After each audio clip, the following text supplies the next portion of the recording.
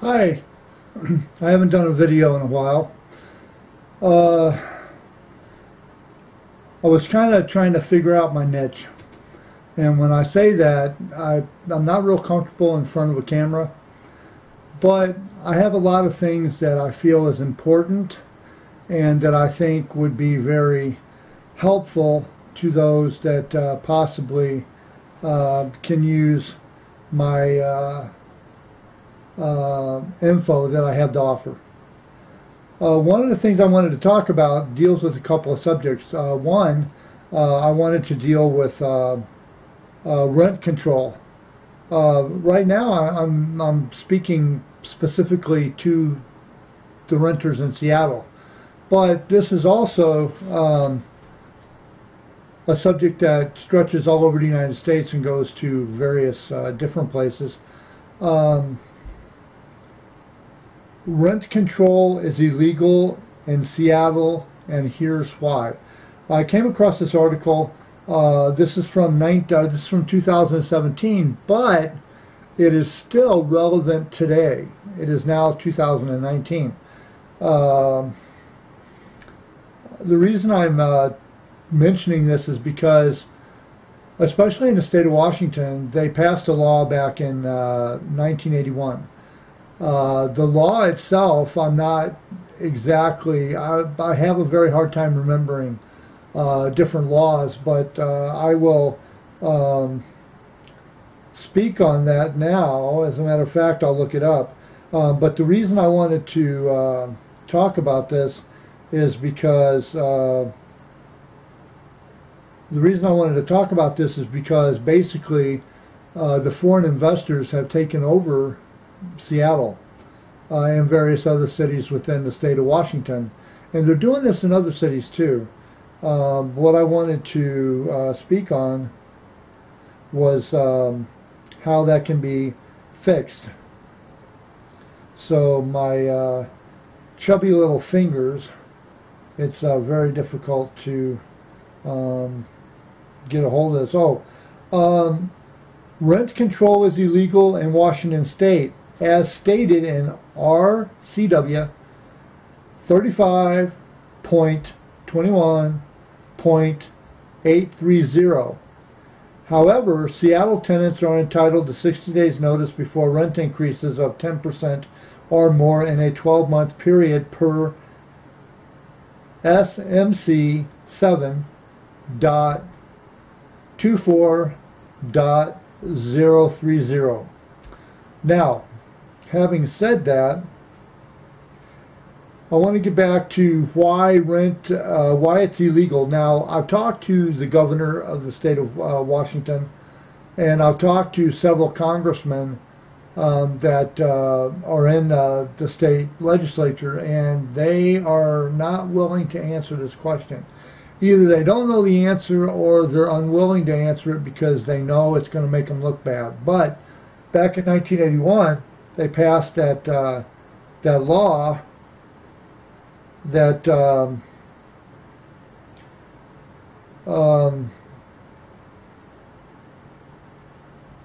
they passed. Let's see here. Did I do away with that? Okay, here we go. They passed the RCW 35.21.830 law. That basically says that the state cannot enact any rental restrictions. They cannot place any rental restrictions on any landlord or any property owner. Basically, the property owners and the landlords can charge whatever they want for the rent, and the tenants can either pay for it or they move out. Now, according to this article that I read, it says it's not an easy time to find an apartment in Seattle. You'd be hard pressed to find a one-bedroom in Capitol Hill for less than $1,400. When I lived in Seattle, I had a one-bedroom apartment in Capitol Hill, and I was paying $429 a month for that apartment. That was back in 1995. But now you'd be lucky if you pay $1,400 per month, and rents for similarly sized apartments and swanky new buildings regularly soar upwards of $3,000 a month. Now, the reason I wanted to talk about this is because I want to ask Seattle a question. What exactly do you want your city to be? Do you want your city to be nothing but rich people? Let me put it blunt. Seattle, do you want to be Fraser Crane? You know, from the Frasier TV show, do you want to be Fraser Crane, where you go to operas every night and you spend thousands of dollars on a bottle of champagne and you have a swanky 4-bedroom condo? There's a lot of people in Seattle that can't live like that, and it's not fair to the people living there that can't afford it. It's not fair to people that can't afford to live there to be forced out, to be pushed away by the Fraser Cranes of the world. It says here, given the costs, it's not surprising that KUOW, apparently that's a radio station, listener Rachel submitted this local wonder question. Why was rent control originally outlawed in Washington state? That's the question I've had too. A lot of people seem to have that question, but nobody really seems to have the answer. Now, rent control regulations are in place to hobble rents in some of the nation's most expensive cities, including New York, San Francisco, Los Angeles, and Washington, D.C. But rent control has been illegal in Washington state since 1981, when the state legislature passed a law forbidding cities and towns in the state from regulating the residential rents charged by landlords. Why did it happen? Well, you can blame Ronald Reagan at least a little bit, which I don't understand how they come to this, because Ronald Reagan did a lot of things, but I don't think he really caused Washington to be so renter unfriendly. In 1980, Seattle voters rejected a ballot initiative to enact rent control. I don't really believe that the Seattle voters would have done that, because rent control is a good thing. The battle over the initiative was contentious and expressive, with opponents pouring hundreds of thousands. Oh, that's what happened. Thousands of dollars. You had people that were not renting there. You had people that were citizens of Seattle, because foreign investors have their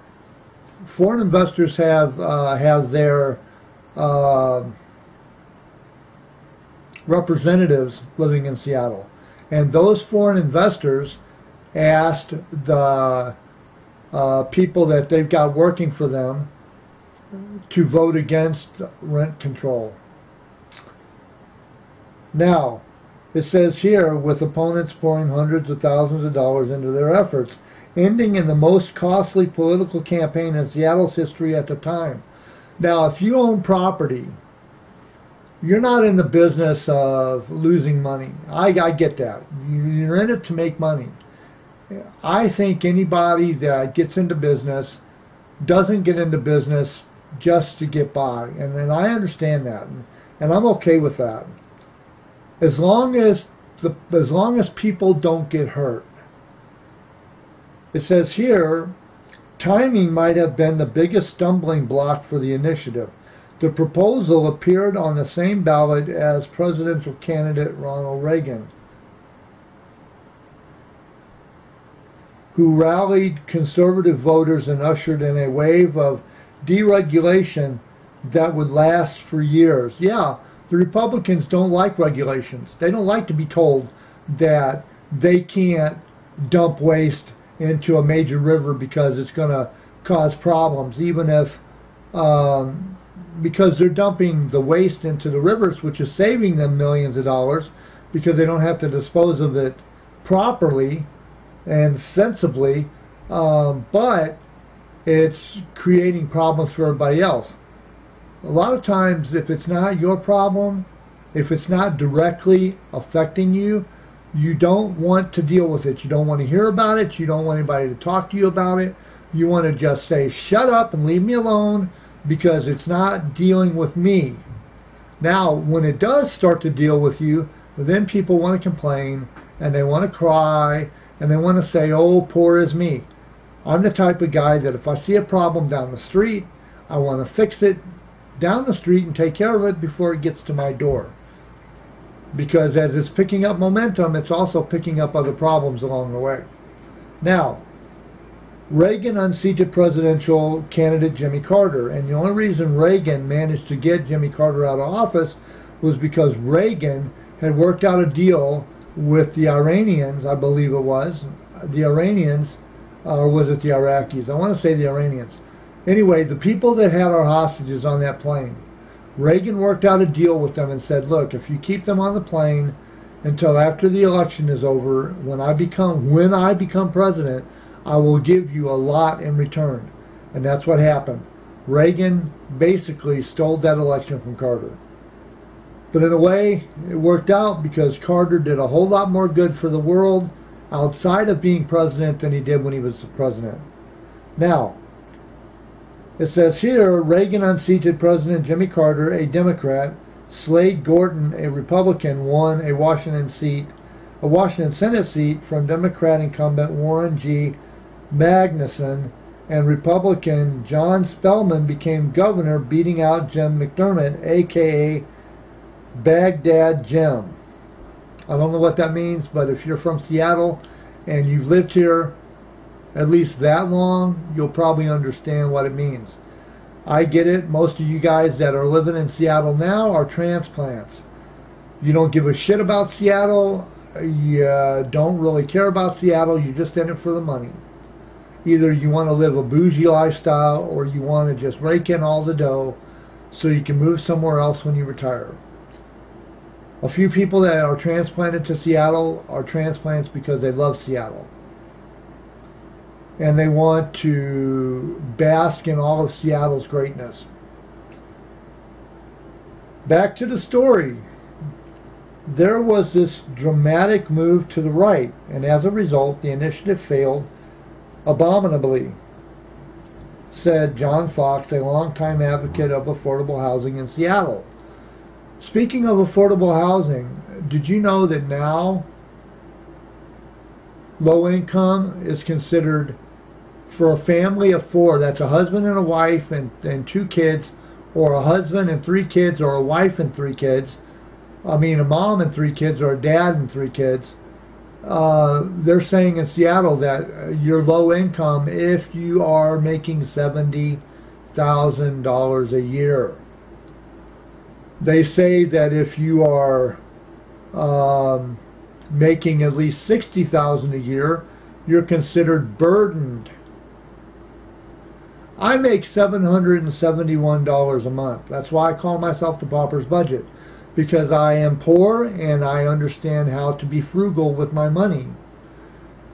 I make $771 a month. There's been times when I went shopping and I spent more than $771 on clothes and lunch when I lived in Seattle. I used to go to the Space Needle and have lunch every other day almost. I'd go down to the Pike Place Market. I would pick up my fresh fish and various other things. I'd take it home and I'd cook.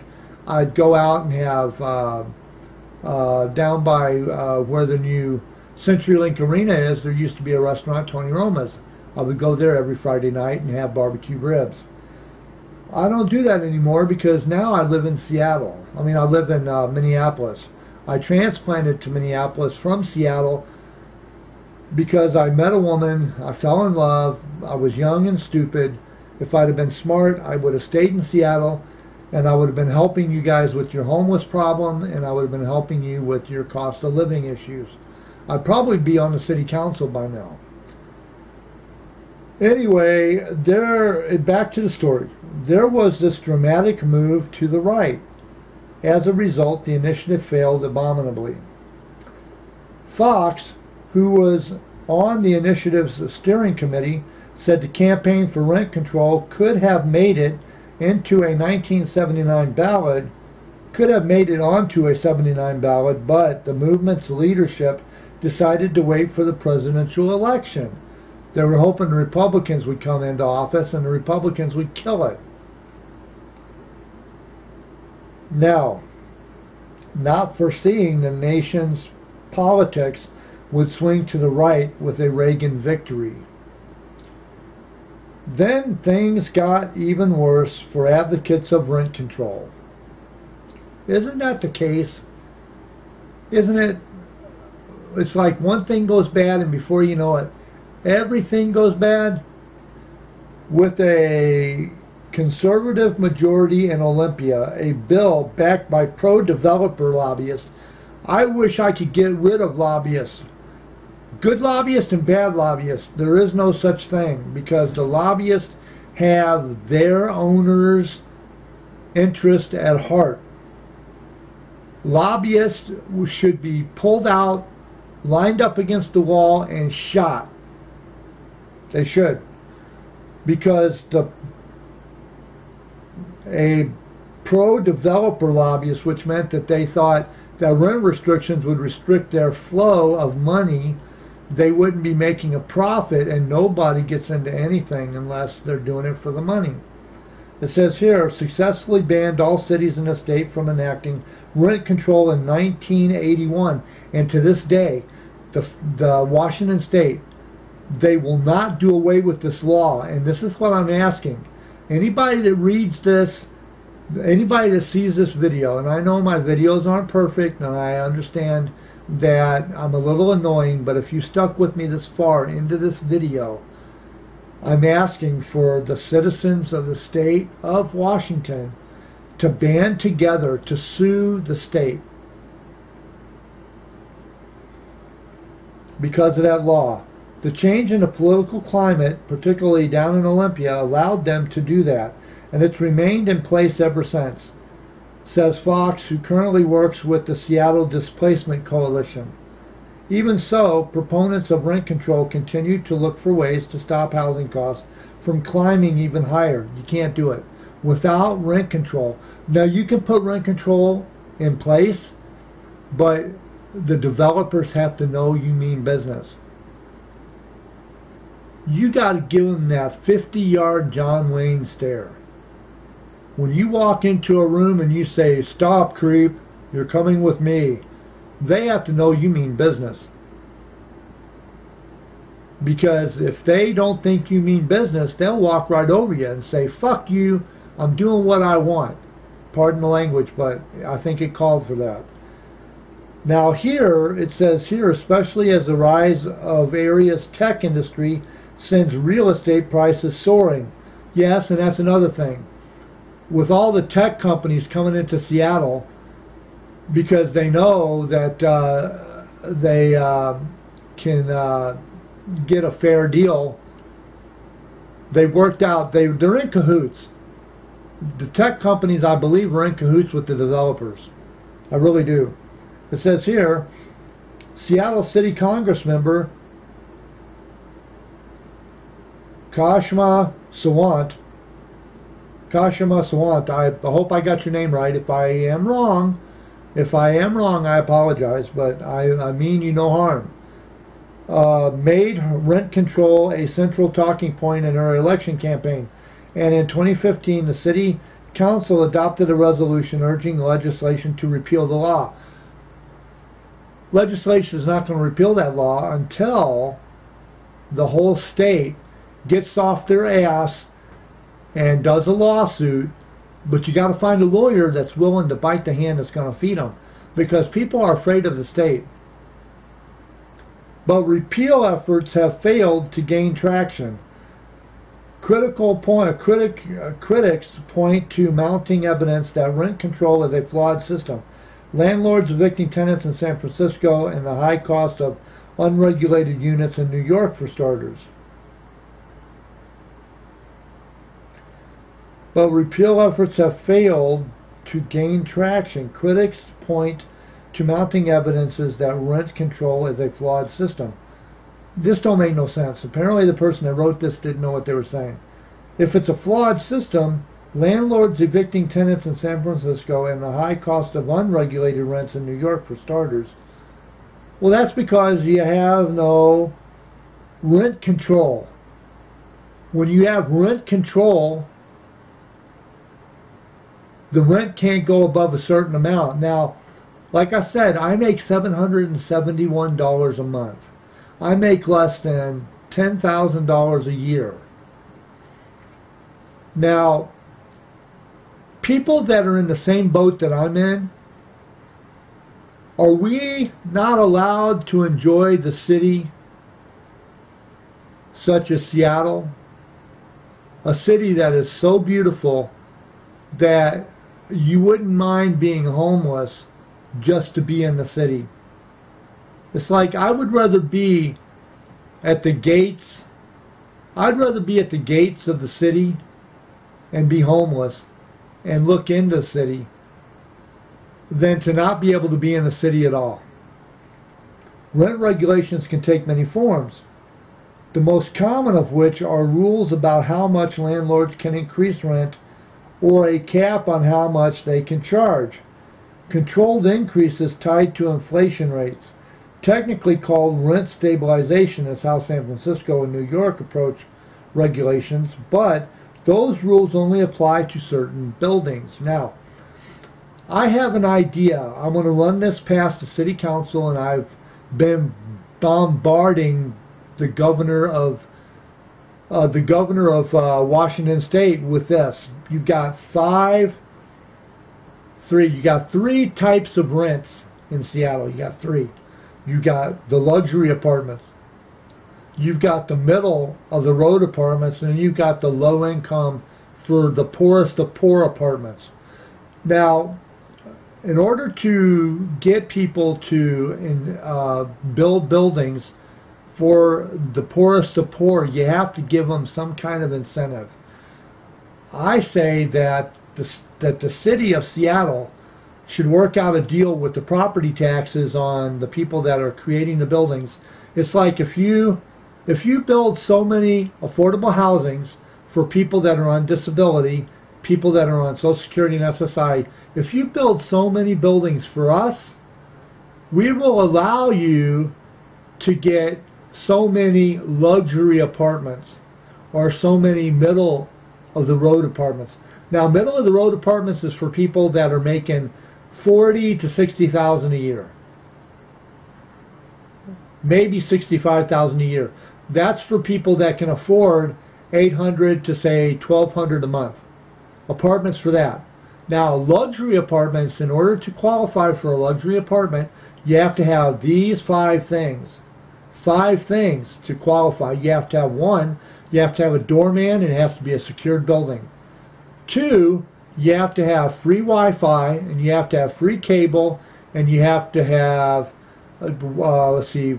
utilities paid. That's 2.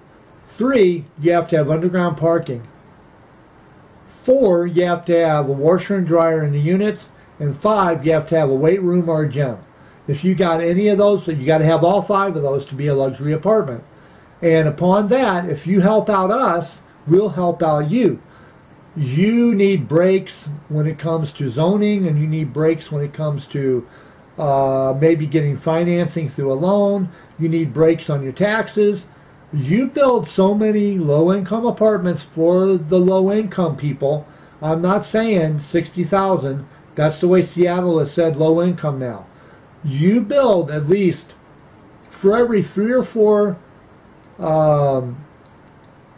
2-floor, 2-section apartments. For every apartment building you build that's got 2 floors, because basically they're not allowing you to build higher than that, you build us apartments, you build 3, for every 3, you get to build 1. For every 3 apartments that you build, you get to build a skyrise, and you get to build a luxury apartment, and you get to build a middle-of-the-road apartment. You work with us, we'll work with you. That's the 1 in 3. You do 3 and 2. Build 3 low-income apartments. You get 2, 1 luxury, 1 middle-of-the-road apartment. That's what I would do if I was mayor. I would work on that. And if things don't get drastically better within the next year, I'm thinking of moving back to Seattle the best I can, and I will run for mayor of Seattle.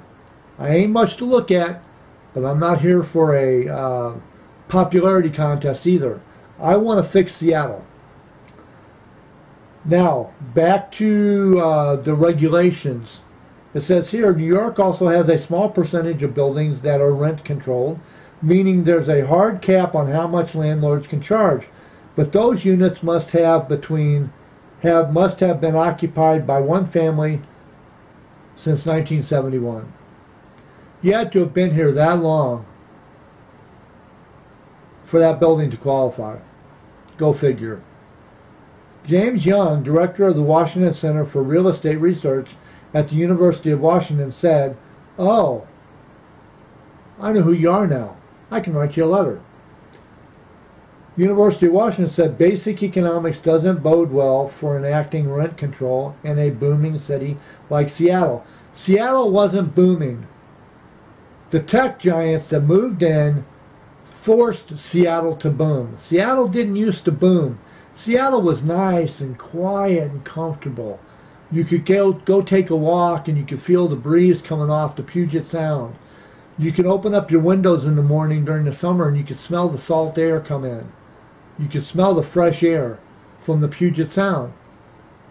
When it rained, you didn't mind being out in it. You get up in the morning, I'd go downtown. I lived in Capitol Hill. I'd walk down. I'd stop at the Pike Place Market. I'd get me a little breakfast. I'd either go down to Pioneer Square, or I'd take a walk over to Westlake Shopping Center. I'd get on a monorail, and I would monorail over to the Space Needle and have lunch. And then I'd monorail back, unless I felt like walking. If it was a really good day, I'd walk. Space Needle to downtown is not really that far. Not really. It says here, it's a question of supply and demand. Well, there wouldn't be quite such a supply if the city of Seattle would close your doors and tell people, look, we can't let you move here. We don't have enough rent available. We don't have enough apartments available for you to move here. That's why there's people renting out a bedroom out of their house for $1,000 a month. The cycle has 3 parts, and they go like this. Employers are paying higher wages. Oh, yeah, the tech jobs. So let's get this straight. The tech jobs and Amazon are paying higher wages. You got little mom and pop restaurants, and you've got bars, and you've got Subways, and your Burger Kings, and your McDonald's that were forced into paying $15 an hour. Could you live on $15 an hour, seriously? If you were working for a tech company making $200 grand a year, $150 to $200 grand a year, and you lost your job, and you couldn't get back in a tech firm, could you get a job working for $15 an hour and make it work? No. You say yes, but your insides are saying no. Yeah, there's no such thing as affordable. Not anymore. If it were unaffordable, no one could buy it, and people are buying it. It's not because it's affordable to them, it's because they've got no choice. You got people that can afford it, that can just go and pay for it, like the person that goes into the store and they pay $10 for a pound of hamburger. So the store assumes that you got enough people paying $10 for a pound of hamburger that everybody else can afford it, so they jack the price up to $10 a pound. You got a few people that can afford it and they buy it, but they don't buy enough of it to make it worth their while to jack the price up. So everybody else gets stuck paying $10 for a pound of hamburger, and then before you know it, they assume everybody can afford it because they're paying for it. No, You shouldn't have to sacrifice your life just to have a roof over your head. Young said that imposing rules on how much landlords can increase rent is a disincentive for builders. Yeah, that's true. If you're told that you can't charge more than this for rent, you're not going to waste your time building.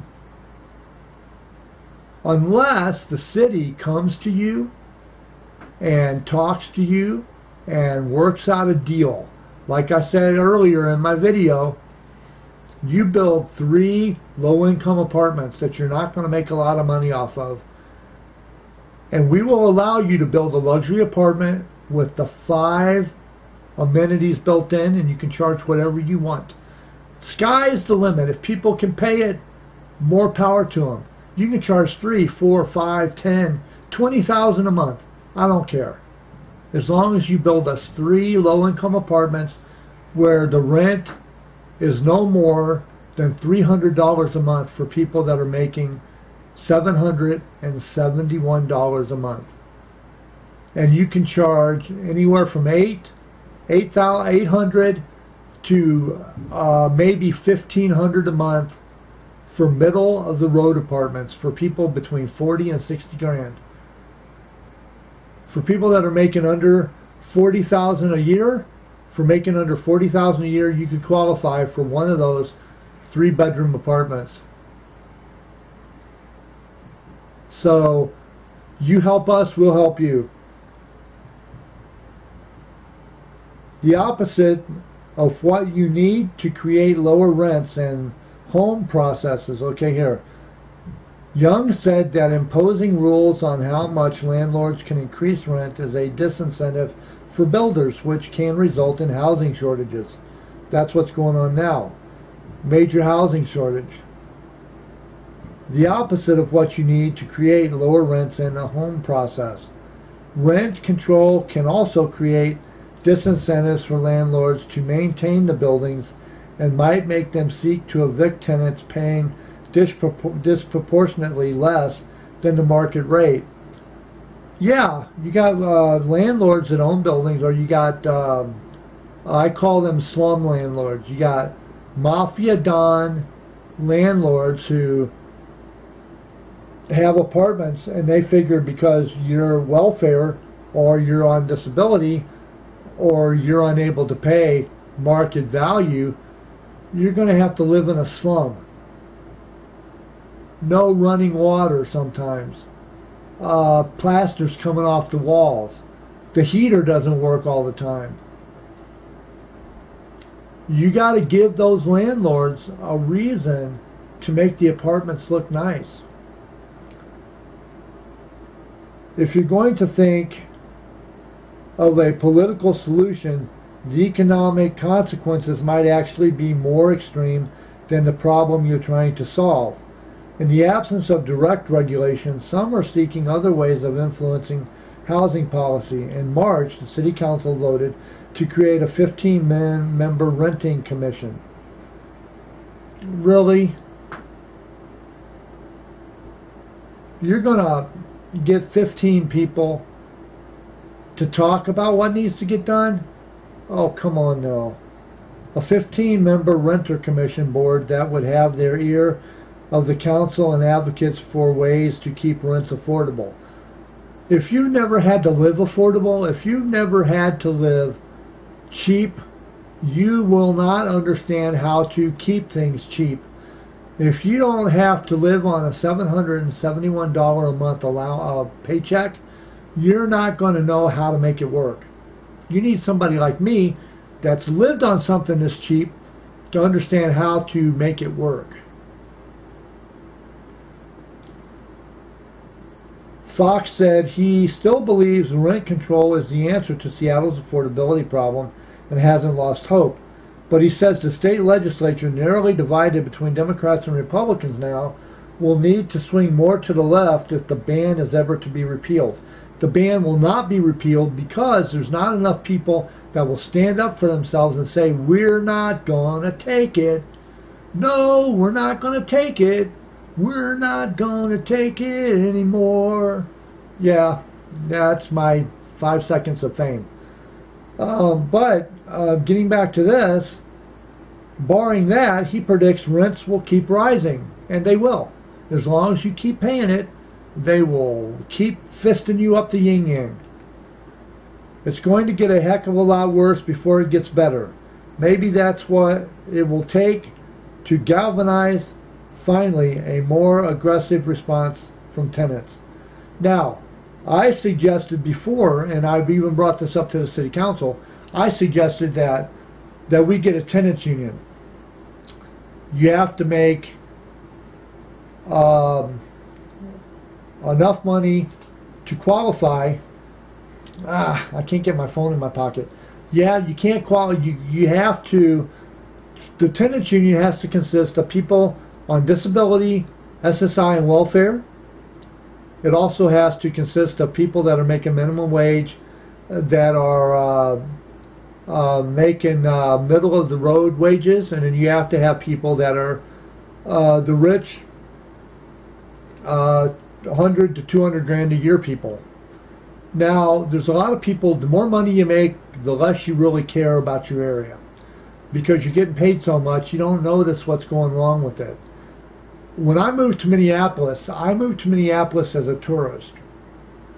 I never understood what Minneapolis was really like, because I did my check-in and I found out that where the fancy schmancy hotels were, I had a one-bedroom apartment waiting for me when I moved here.